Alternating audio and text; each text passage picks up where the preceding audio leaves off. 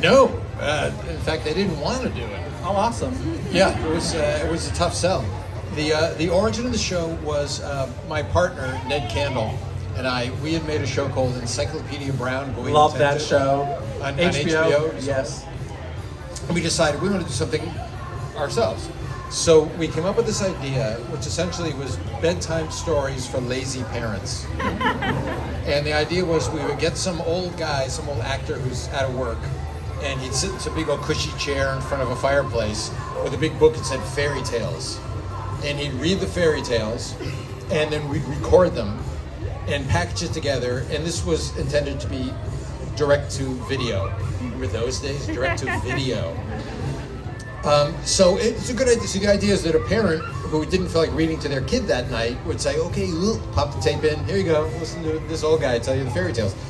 Where we hit the brick wall was we didn't know what fairy tales to do because they all seemed so kind of dull. And it's like, we're not going to do Little Red Riding Hood, you know what? So Ned asked me the infamous question. He said, what kind of stories did you like when you were a kid? I said, I liked scary stories. He said, oh, so fairy tales became scary tales. Then we thought it's a little weird to have some old guy telling scary stories to little kids. Hey, come here, little kid, I'll tell you the story. So we're like, well, we don't want the storyteller to be scary. Let's have kids tell the stories to the kids. Like, where would they do that? Oh, around a campfire. So there's kids sitting around a campfire. And then it's like, well, why are we stopping there? Why are we going to have them tell the story? Why don't we see the story? That's when the budget went whoop, and it became a TV series.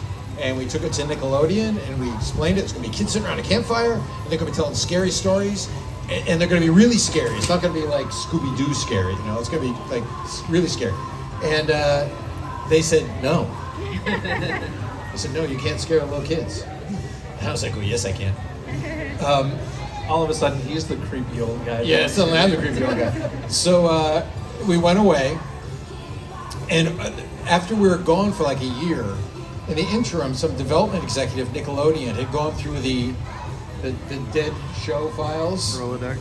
And he picked out the little 3-page thing that I wrote for Scary Tales, and he went to his bosses and said, how come we're not doing this show?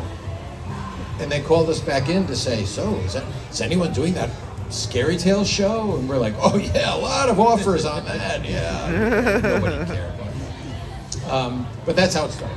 And then we found a Canadian partner to pay for half of it, and now we're sitting here today 40 years later, or 30 years later. Woo! Yeah! And the Midnight Society was born. And I'm curious, was